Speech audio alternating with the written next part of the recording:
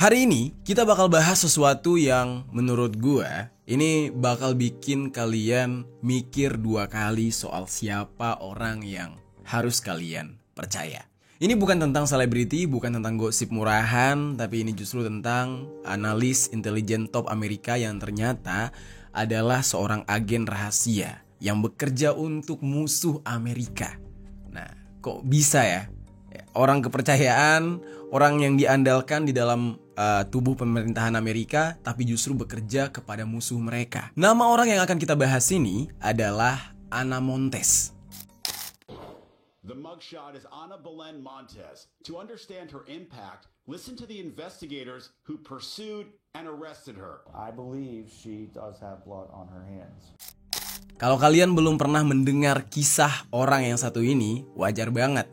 Kasusnya memang kalah sorotan dengan berita-berita besar layaknya 911, berita-berita besar lain soal Amerika yang mungkin mensupport Israel Will dan lain-lain. Padahal kalau kalian tahu apa yang dilakukan oleh Ana Montes selama hampir 2 dekade, ya, hampir 20 tahun, kalian bakal mengerti kenapa pemerintah Amerika Serikat sampai menyebut dia sebagai mata-mata paling merusak yang pernah dihadapi oleh Amerika. Bayangin geng, dia ini kerja di Defense Intelligence Agency alias DIA, tempat elit banget yang tugasnya menganalisis strategi militer negara lain dan nanti data-datanya dibocorkan ke Amerika gitu ya. Bener-bener tempat yang krusial banget, yang sangat-sangat vital bagi Amerika. Nah, dia kerja di sana. Spesialisnya dia itu untuk menganalisis negara Kuba.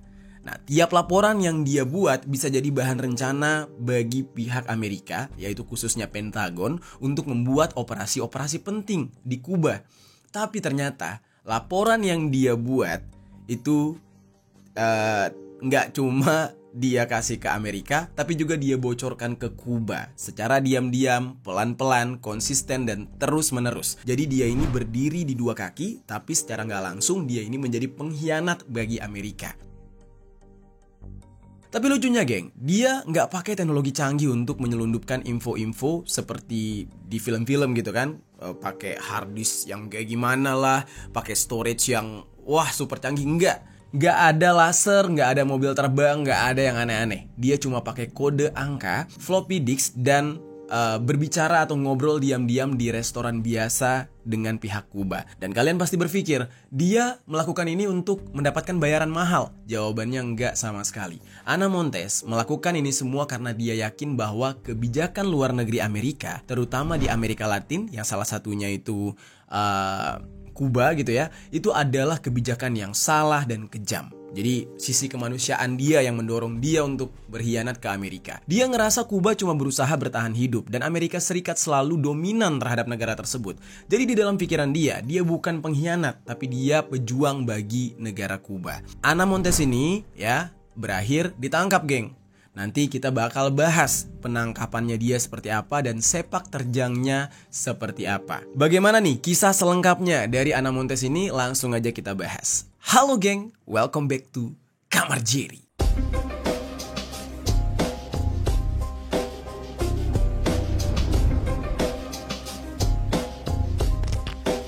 Geng, sebelum kita bahas segala sepak terjangnya dia di dunia pengkhianatannya dia ini, kita bahas dulu profil dari Ana Montes.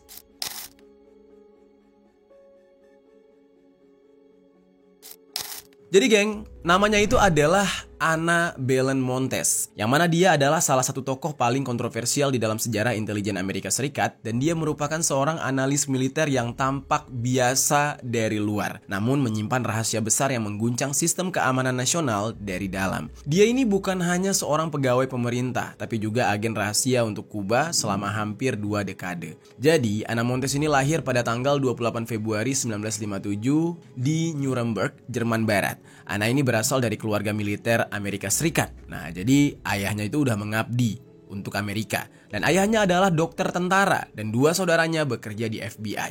Jadi emang secara keluarga ini orang bukan dari keluarga biasa-biasa. Dia juga tumbuh besar di Kansas dan juga Maryland. Lalu dia menempuh pendidikan tinggi di University of Virginia dan Johns Hopkins University, tempat di mana pandangan politiknya mulai terbentuk. Nah, di sana dia dikenal sebagai mahasiswi yang sangat vokal mendukung gerakan kiri di Amerika Latin, termasuk Sandinista di Nicaragua. Nah, pandangan inilah yang menarik perhatian agen intelijen Kuba yang kemudian merekrut dia secara diam-diam. Pada tahun 1985, anak ini bergabung dengan Defense Intelligence Agency, yaitu DIA, lembaga intelijen milik militer Amerika Serikat. Yang mana di saat itu mereka nggak tahu kalau Ana Montes ini sebenarnya udah direkrut terlebih dahulu atau direkrut duluan oleh agen intelijen Kuba. Di saat itu, ya, akhirnya masuklah si Ana Montes ini ke sana. Jadi kan dengan ketidaktahuan dari pihak DIA ini, akhirnya ya dilihatlah Ana Montes ini bekerjanya benar, berprestasi, dan banyaklah hal-hal yang menakjubkan lah yang dia kerjakan. Nah, dengan cepat dia naik pangkat dan menjadi analis senior untuk isu-isu yang ada di Kuba. Rekan-rekannya menjuluki dia sebagai Queen of Cuba karena dia ahli dan kenal banget tentang Kuba, tanpa menyadari bahwa julukan itu punya makna ganda. Di balik reputasinya yang profesional dan juga disiplin, Ana ini diam-diam mensuplai informasi rahasia kepada pemerintah Kuba dari profesinya dia sebagai anggota DIA Amerika Serikat. Dia menggunakan metode komunikasi yang sederhana banget namun efektif, yaitu pesan terenskripsi lewat radio gelombang pendek, kode angka melalui pager, dan dokumen di atas kertas larut air yang mudah dihancurkan. Seorang pejabat kontraintelijen bahkan menyebut kerusakan yang ditimbulkan oleh Ana ini sebagai exceptionally grave, atau yang merupakan kerusakan yang sangat parah dan membahayakan program rahasia tingkat tinggi. Motivasi Ana ini bukan uang atau ancaman, melainkan ideologinya dia. Dia percaya kebijakan luar negeri Amerika Serikat terhadap negara Kuba dan negara-negara Amerika Latin yang lain adalah bentuk penindasan. Ya, kita bisa lihat sendirilah gimana perlakuan Amerika terhadap negara-negara tetangganya ini. Sebenarnya bukan tetangga juga, itu bagian dari mereka, tapi kayak apa ya, macam jadi budak mereka aja gitu. Nah, di dalam pernyataannya di pengadilan ya, dia ini bilang kalau dia merasa secara moral dia berkewajiban untuk membantu Kuba membela diri dari dominasi Amerika Serikat. Dia melihat dunia sebagai satu negara dan tindakannya sebagai bentuk solidaritas, bukan pengkhianatan. Kurang lebih gitu, geng, ya, yang ada di pikirannya si Ana Montes. Nah, jadi perjalanan dia sampai bisa menjadi anggota di DIA dan juga sekaligus menjadi mata-mata Kuba sampai dia mendapatkan julukan Queen of Cuba. Ya kan, karena saking dia itu paham banget dengan Kuba. Nah, sekarang kita bakal masuk ke dalam pembahasan tentang penyelidikan terhadap kasus pengkhianatan dari Ana Montes ini.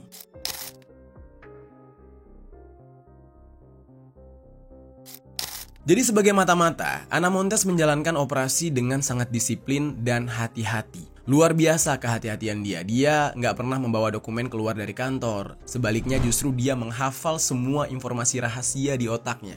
Terus dia ketik ulang di rumah. Lalu baru dia enskripsi ke dalam disket. Kalau kalian tahu disket tuh, ya, alat buat nge-save data zaman dulu. Nah, dia menerima instruksi dari Kuba melalui pesan radio gelombang pendek yang dikodekan di dalam angka dan mengirimkan data melalui pertemuan langsung dengan handlernya dia di restoran, yang mana restoran itu terlihat sangat biasa terletak di daerah Washington DC. Dia bahkan menggunakan kertas larut air untuk memudahkan ya informasi yang udah dia tulis dihancurkan, ya kan, untuk dileburkan gitu. Nah, salah satu hal yang paling mencengangkan adalah dia mampu untuk lolos dari tes poligraf yang menurut penyelidik ya, ini dilakukan dengan teknik fisik tertentu yang diajarkan oleh agen Kuba. Karena itu susah banget orang untuk bohong terhadap tes ini. Udah gitu, geng, informasi yang dia bocorkan itu sangat sensitif. Mulai dari identitas 4 agen rahasia AS yang ada di Kuba, data satelit mata-mata, dan rencana militer AS. Gila gak tuh? Jadi kayak AS itu ya nggak ada apa-apanya di mata Kuba karena semua kerahasiaannya udah ketahuan. Salah satu tuduhan paling serius adalah bahwa dia memberitahu pihak Kuba tentang lokasi kamp pasukan khusus Amerika Serikat di El Salvador yang kemudian diserang oleh gerilyawan FMLN, yang mana ini menyebabkan meninggalnya seorang tentara Amerika Serikat yang bernama Sersan Gregory E. Fronius. Nah, di saat itu pihak Amerika sampai bingung, kok bisa gerilyawan FMLN tahu lokasi dari camp khusus Amerika Serikat yang ada di El Salvador. Mereka tuh nggak pernah sadar kalau yang membocorkan itu adalah Ana Montes. Pasti kalian bertanya-tanya ya, geng, sebenarnya kapan sih awal mulanya Ana Montes ini bisa mendapatkan tugas dari pihak Kuba? Gimana awalnya? Nah, Ternyata semuanya itu berawal pada tahun 1985. Ketika itu Ana Montes melakukan perjalanan rahasia ke Kuba tanpa diketahui oleh siapapun. Di saat itu, posisinya dia belum menjadi DIA. Dia di Kuba mengikuti pelatihan operasional dan akhirnya ya diputuskanlah dia menjadi salah satu agen rahasianya Kuba. Terus tiba-tiba nggak lama kemudian, dia mendapatkan tawaran pekerjaan di Badan Intelijen Pertahanan milik Amerika, yaitu DIA. Ini adalah badan intelijen militer asing utama milik Pentagon. Nah, di saat dia bergabung dengan DIA ini, pihak Kuba juga berusaha meyakinkan dia bahwa apa yang dilakukan oleh Ana Montes ini adalah jalan yang benar. Nggak apa-apa dia bergabung dengan DIA asalkan dia tetap mau berpihak kepada pihak Kuba. Jadilah di saat itu dia berdiri di dua kaki. Singkat cerita ya, selama 16 tahun berikutnya, Ana Montes ini dengan penuh semangat mengerjakan dua pekerjaan sekaligus. Karirnya bersinar di Washington dan juga Havana. Nah, siang harinya dia menjadi analis yang sangat cerdas untuk DIA, malam harinya dia mengetik ulang setiap dokumen rahasia yang dia ingat ke laptop Toshiba yang disediakan oleh Dinas Intelijen Kuba. Sesederhana itu. Tidak lama kemudian, dia memberikan pengarahan kepada Kepala Staf Gabungan dan Dewan Keamanan Nasional dan memenangkan sertifikat kehormatan dari Direktur CIA di saat itu, yaitu George Tenet. Bayangkan tuh, berprestasi loh. Nah, akhirnya ya, pada tanggal 21 September 2001, selama lebih dari setahun sebelum akhirnya ketahuan dan dia ditangkap, Ana Montes ini sudah berada di dalam radar FBI. Kecurigaan pihak Amerika pertama kali muncul dari rekan-rekan sesama DIA sebenarnya, dan juga NSA yang mulai memperhatikan gelagat mencurigakan, termasuk Ana Montes yang dilihat sering menggunakan telepon umum. Terus pola komunikasi dia yang gak lazim. Salah satu titik balik penting adalah ketika seorang analis NSA tiba-tiba berhasil mengidentifikasi pesan radio gelombang pendek dari Havana yang menyebut akses ke sistem SAFE, SAFE, sebuah database rahasia milik DIA. Dari situlah penyelidikan langsung mengarah ke Ana Montes. Terus di sisi lain, ada juga cerita dari seorang analis kontra intelijen di DIA yang bernama Chris Simmons. Dia bercerita kalau FBI sebenarnya sudah menyelidiki kasus mata-mata Kuba selama 2 tahun. Waktu itu belum ada yang tahu kalau mata-matanya itu adalah Ana Montes. Dan pihak FBI sudah meminta bantuan Chris untuk mengidentifikasi mata-mata tersebut secara rahasia. Dan saat dimintai bantuan itu, Chris merasa sangat gugup soalnya diduga ya, si mata-mata ini yang waktu itu belum diketahui kalau itu adalah ternyata Ana Montes, itu sudah masuk ke dalam badan DIA selama 2 tahun.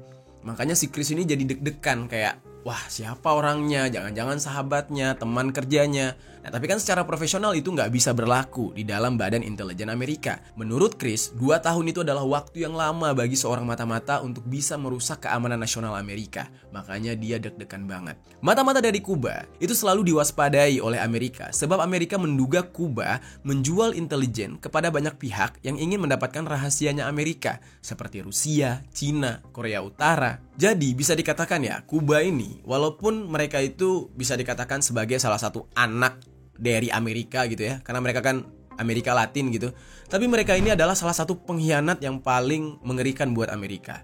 Karena mereka tuh gak suka menjadi bagian dari Amerika. FBI di saat itu memberitahu Chris bahwa mereka sedang berurusan dengan seseorang yang masih belum diidentifikasi, atau yang lebih dikenal dengan unknown subject, yang disingkat dengan UNSUB ya.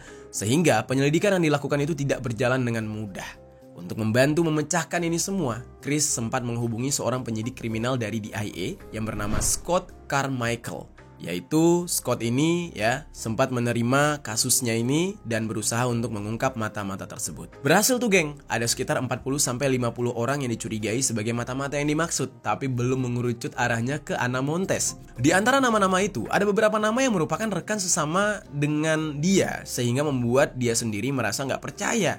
Apakah benar di antara rekan-rekannya tersebut ya ada mata-mata? Nah ini nih yang bikin dia dilema nih. Terus gak lama dari situ FBI memiliki petunjuk kuat untuk bisa mengidentifikasi mata-mata ini. Sebab berdasarkan informasi yang didapatkan, si mata-mata itu pernah pergi ke pangkalan Angkatan Laut Amerika di Teluk Guantanamo, Kuba pada satu waktu. Nah, atas petunjuk inilah, Scott mencari tahu daftar 100 orang yang pernah pergi ke Teluk Guantanamo di sekitar waktu tersebut. Dari daftar ke-20 itulah tertulis nama Ana Montes di sana. Dan Chris sendiri juga mengenal Ana Montes, cuma sejak awal dia selalu curiga sama Ana Montes dan merasa ada yang gak beres memang sama Ana Montes ini. Di bulan Februari tahun 1996, Ana Montes ini meninggalkan jabatannya di Pentagon. Padahal saat itu dia sangat dibutuhkan untuk menyelidiki penembakan jatuh 2 pesawat Amerika oleh militer Kuba. Saat dia meninggalkan jabatannya itu menimbulkan kecurigaan yang besar di antara para staf Pentagon yang lain. Apa alasannya Ana Montes meninggalkan jabatannya? Kenapa pas kasus yang bersinggungan dengan Kuba dia mengundurkan diri? Nah, setelah mengetahui bahwa Ana Montes yang menjadi mata-mata yang dicurigai, Scott memeriksa rekam jejaknya dari berkas-berkas DIA. Dari sanalah dia mulai mengetahui bahwa Ana Montes dikenal sebagai seorang karyawan yang sangat teladan dan bahkan dianggap sangat mengerti tentang Kuba. Dia ini adalah ahlinya Kuba, yang mana dia nggak pernah melakukan satupun pelanggaran keamanan ketika dia bergabung dengan DIA di tahun 1985. Nah, di saat itu diketahui juga rekam jejak Ana Montes yang ternyata memulai karir di lembaga federal sebagai juru ketik di Departemen Kehakiman dan mendapatkan izin keamanan rahasia hanya dalam tempo setahun setelah dia bekerja. Dia kemudian sempat meraih posisi di DIA sebagai spesialis riset, dan selama 16 tahun berikutnya dia meniti karir sampai menjadi orang penting di sana, mendapatkan berbagai pujian dari atasannya dan mendapatkan berbagai promosi. Scott sendiri hampir nggak percaya dengan track recordnya si Ana Montes ini. Dia pernah ketemu dan ngobrol sama Ana Montes itu sekitar November 1996. Tapi waktu Scott nanya mengenai keberadaan Ana Montes setelah insiden penembakan 2 pesawat Amerika tadi, dia itu kelihatan nggak nyaman dengan pertanyaan itu. Apalagi pertanyaannya berhubungan dengan Kuba. Dan terlihat sekali Ana Montes ini mencoba menghindari pertanyaan-pertanyaan dari Scott. Setelah mendapatkan identitas dari Ana Montes yang dicurigai sebagai mata-mata ini, FBI mulai menugaskan agen yang bernama Pete Lett untuk menyelidiki Ana Montes. Yang mana FBI juga mengeluarkan surat keamanan nasional untuk mendapatkan akses ke rekening bank milik Ana Montes. Nah, karena kan kalau misalkan udah berhubungan dengan pengkhianatan, biasanya yang bakal dicek tuh aliran uangnya, ya kan? Kebanyakan orang mau berkhianat itu karena dibayar mahal. Dan dari situ FBI mulai menemukan nih aliran dana. Kalau ternyata Ana Montes sudah membeli sebuah laptop merek Toshiba dari toko CompUSA di Alexandria, Virginia pada bulan Oktober tahun 1996. Ini bukan komputer biasa ternyata, karena ada informasi lain yang menyebutkan kalau Kuba memang sengaja menugaskan mata-matanya untuk membeli model laptop tersebut di bulan yang sama. Pete ini langsung bergegas ke CompUSA untuk menemukan struk penjualan, tapi dia nggak berhasil mendapatkan struk itu karena toko itu ternyata sudah menghapus catatan pembelian yang sudah berusia 5 tahun. Namun, manajer dari toko tersebut masih berusaha mencari di tumpukan kotak-kotak yang berada di ruangan belakang. Selama 20 menit menunggu, akhirnya ditemukanlah struk penjualan yang udah 5 tahun lamanya. Tapi Pete itu membutuhkan bukti yang lebih kuat lagi untuk bisa menangkap Ana Montes. Yang mana akhirnya FBI mulai melakukan spionase terhadap Ana Montes dengan menyadap handphonenya, memasang kamera yang dilengkapi dengan mic di kantornya, dan dari sini FBI jadi bisa mempelajari aktivitas dari Ana Montes setiap harinya.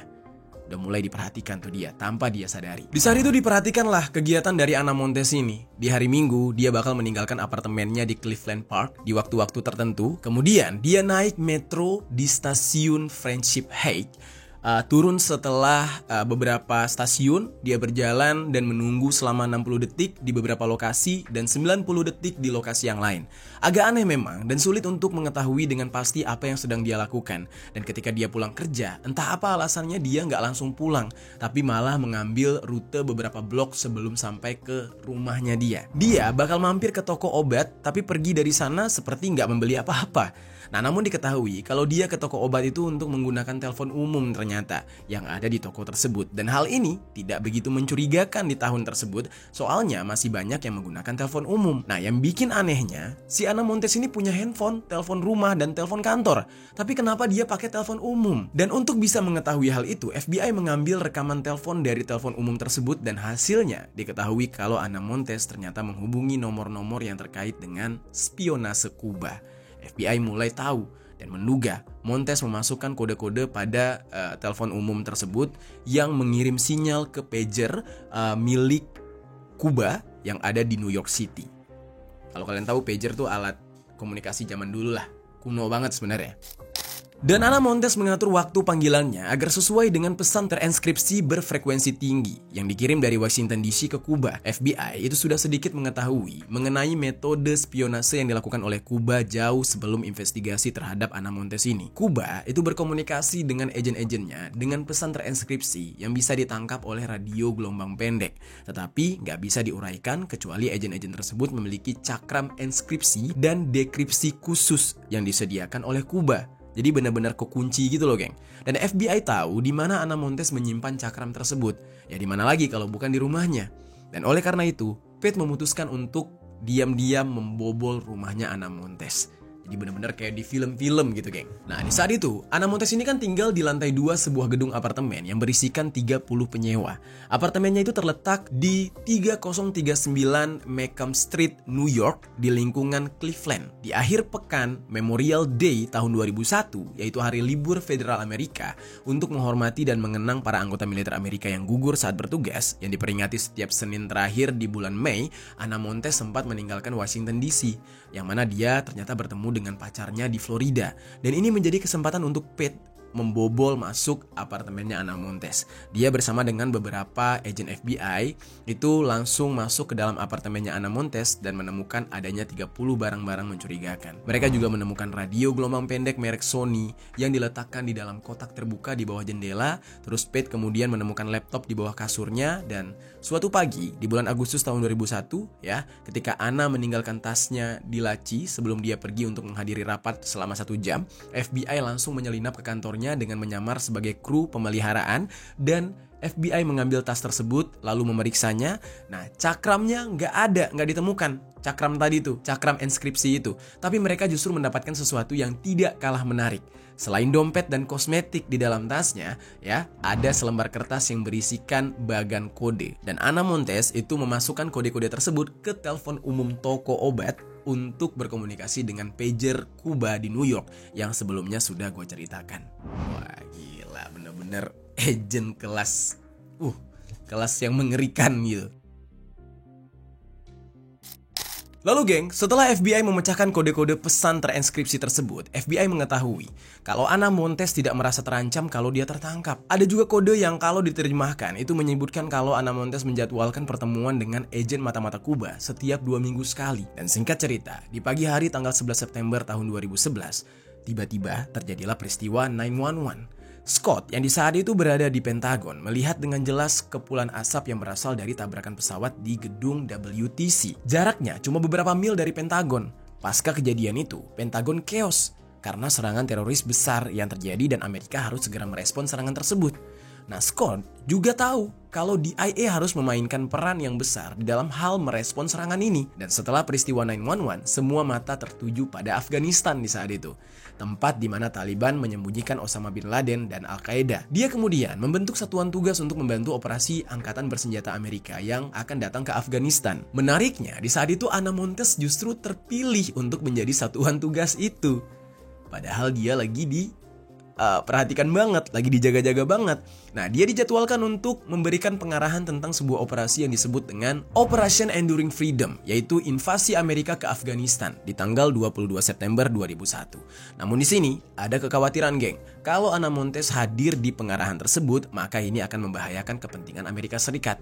Bisa jadi dia membagikan informasi tersebut atau bahkan menjualnya ke musuh Amerika.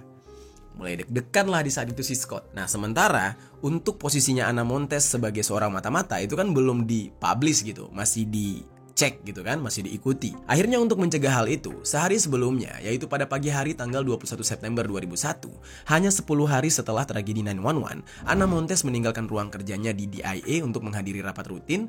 Tanpa dia sadari, tim FBI sudah menunggu dia. Dia langsung ditangkap di hari itu juga tanpa perlawanan dan langsung meminta pengacara. Penangkapan ini dipercepat karena pemerintah khawatir dia bakal membocorkan rencana invasi AS ke Afghanistan, mengingat posisi dia yang sangat strategis di dalam tim perencanaan militer. Kagetlah semua orang, kagetlah Pentagon di saat itu. Padahal bentar lagi Ana Montes bakal berangkat ke Afghanistan. Di saat itu geng, penggeledahan di apartemennya dia mengungkap bukti-bukti yang memberatkan seperti 2 komputer, radio gelombang pendek, alat perekam, mata uang asing, dan 5 paspor. FBI juga menemukan disket yang berisi data terinskripsi dan catatan komunikasi rahasia. Ana Montes juga diketahui pernah terbang ke Havana melalui Eropa dengan menggunakan paspor Kuba dan menyamar dengan wig. FBI mendapatkan kesempatan pertama untuk menginterogasi tersangka mata-mata Kuba ini, lalu giliran DIA.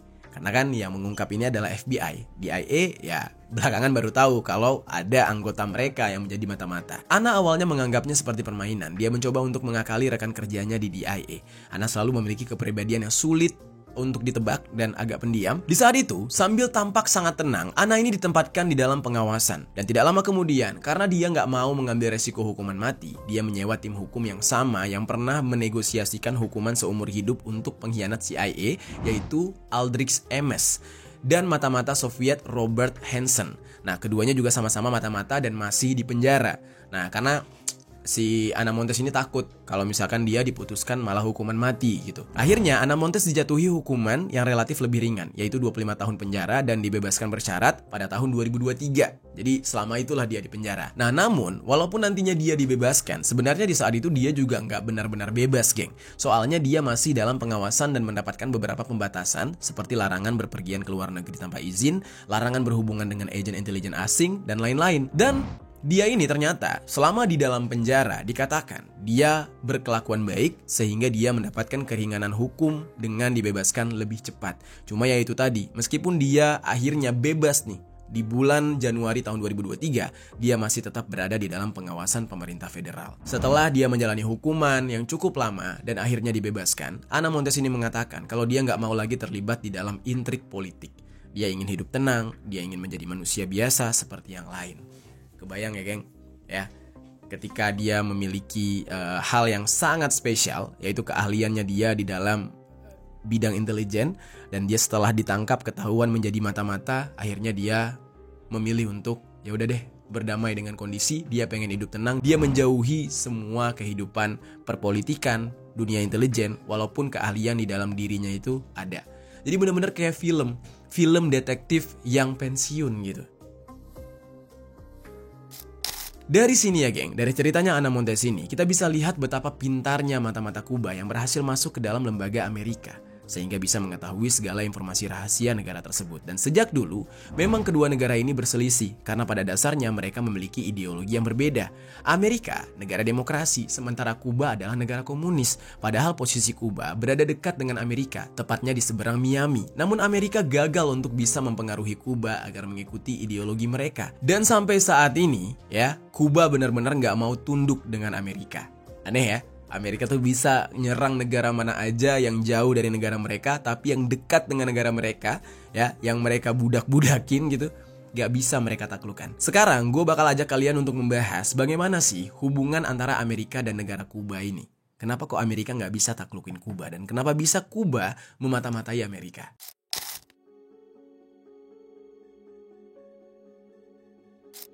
Jadi geng, semua ini bermula saat Fidel Castro naik kekuasaan pada tahun 1959. Hubungan Amerika Serikat dan Kuba sudah dilanda krisis nuklir, embargo ekonomi AS yang berkepanjangan, dan permusuhan politik yang berkepanjangan. Hubungan diplomatik sempat mencair di bawah Presiden Barack Obama. Nah, tapi banyak pembatasan-pembatasan tertentu yang diperbarui. Jadi saat itu mereka membuat gerakan yang diberi nama Revolusi Kuba. Dan di saat itu, Fidel Castro mendirikan negara sosialis revolusioner di Kuba setelah dia dan kelompok pejuang gerilya berhasil memberontak melawan Presiden Fulgencio Batista. Batista yang sebelumnya didukung oleh pemerintah AS karena sikap anti-komunisnya, itu melarikan diri dari negara itu setelah 7 tahun pemerintahan diktatornya dia. Dan Castro secara bertahap memperkuat hubungan dengan Uni Soviet. Dan pada tahun 1960, Castro menasionalisasikan semua aset asing di Kuba dan menaikkan pajak impor AS dan menjalin perjanjian dagang dengan Uni Soviet.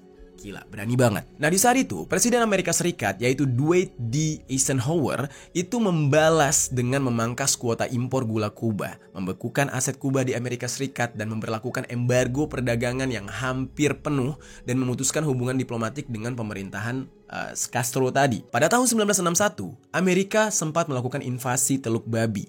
oleh para gerilyawan Kuba yang didukung oleh CIA. Tapi semuanya malah gagal total dan mempermalukan Amerika Serikat. Nah, selanjutnya pada tahun 1962, krisis rudal Kuba terjadi ketika Amerika Serikat menemukan rudal nuklir Uni Soviet yang berada di Kuba. Dunia nyaris mengalami perang nuklir di saat itu. Amerika dan Uni Soviet akhirnya mencapai kesepakatan. Akhirnya seluruh rudal Soviet ditarik dari Kuba dan Amerika secara diam-diam menarik rudal dari Turki. Jadi keduanya sama-sama sudah menyiapkan rudal untuk berjaga-jaga kalau terjadi hal yang buruk. Nah, dari tahun 1966 sampai 1990 mulailah ketegangan dan isolasi terjadi, dan ini semua terjadi pada 1966 di mana AS membuka pintu suaka bagi warga Kuba dan menetapkan kebijakan imigrasi yang menguntungkan mereka. Lalu pada tahun 1977 di bawah Presiden Jimmy Carter, Amerika Serikat dan Kuba membuka kantor perwakilan atau interest section di masing-masing ibu kota. Meski hubungan mereka itu tetap tegang atau terbatas. Jadi kayak ngambek-ngambek enggak gitu loh, geng. Ya, pura-pura berteman tapi padahal masih saling mengintip. Pada tahun 1980, ada sebuah peristiwa yang bernama Merrill Boat Lift, yaitu peristiwa evakuasi massal warga Kuba ke Amerika Serikat. Pemerintah Kuba di bawah pimpinan Fidel Castro membuka pelabuhan Merrill di dekat Havana untuk siapa saja yang ingin meninggalkan pulau itu. Setelah sebelumnya, dia menutup perbatasan dan melarang warganya untuk pergi. Nah, dampaknya ya, lebih dari 125.000 warga Kuba melarikan diri ke Amerika Serikat akibat krisis ekonomi di Kuba. Akhirnya, pada tahun 1982, Amerika Serikat menetapkan Kuba sebagai negara sponsor teroris karena dukungannya terhadap gerakan komunis di Afrika dan Amerika Latin. Lalu pada 1992, setelah Uni Soviet runtuh, Amerika Serikat memperketat sanksi melalui Cuban Democracy Act. Jadi, Presiden George H.W. Bush itu menandatangani Undang-Undang Demokrasi Kuba yang meningkatkan sanksi ekonomi Amerika Serikat terhadap Kuba. Pada tahun 1994 sampai 1995, Amerika Serikat dan Kuba menandatangani 2 kesepakatan imigrasi, termasuk kebijakan wet foot dan dry foot. Undang-undang ini memperbolehkan warga Kuba yang tiba di tanah Amerika Serikat atau dry foot itu untuk tetap tinggal dan mendapatkan status penduduk resmi. Sementara mereka yang dicegat di laut wet foot pada umumnya dipulangkan ke Kuba. Dan yang terakhir, pada tahun 1996, Helms-Burton Act memperkuat embargo dan menetapkan bahwa sanksi terhadap Kuba hanya bisa dicabut jika Kuba melakukan reformasi politik besar. Lalu pada akhirnya, tahun 2000 sampai tahun 2016, mereka ini mulai membuat rangkuman di tahun 2000-an awal, yang mana AS mulai mengizinkan penjualan terbatas makanan dan obat-obatan ke Kuba. Lalu pada tahun 2014, di bawah Presiden Obama, Amerika Serikat dan Kuba melakukan pertukaran tahanan dan memulai menormalisasikan hubungan. Nah, selanjutnya, tahun 2016, Kedutaan Besar Amerika mulai dibuka kembali di Havana dan juga Kedutaan Besar Kuba dibuka lagi di Washington DC. Dan pada tahun 2016 tersebut, Presiden Obama menjadi Presiden AS pertama yang bisa mengunjungi Kuba sejak tahun 1928. Tapi sayangnya, setelah bergantinya kepemimpinan, mulai muncul lagi kebijakan-kebijakan baru ya dari tahun 2017, yaitu dari Presiden Trump yang membatalkan sebagian kebijakan Presiden Obama dan memperketat larangan bisnis serta perjalanan terhadap Kuba. 2025, di bawah pemerintahan Joe Biden, pendekatan lebih hati-hati diambil terhadap Kuba. Dan beberapa kebijakan Obama kembali dipertimbangkan oleh Joe Biden untuk kembali dipulihkan. Tapi embargo tetap berlaku karena tekanan politik domestik dan isu HAM di Kuba. Nah, jadi sampai detik ini, hubungan antara Kuba dan Amerika itu ya masih kurang jelas lah, geng ya. Semacam ada pergesekan. Sempat hampir sembuh ketika masa Obama, tapi bergesek lagi ketika Donald Trump memimpin. Jadi itu dia, geng, pembahasan kita tentang Ana Montes ya. Seorang mata-mata dari Amerika Serikat yang bekerja untuk Kuba, tapi dia adalah anak emas padahal di Pentagon Amerika Serikat. Gimana menurut kalian tentang kisahnya? Coba tinggalkan komentar di bawah.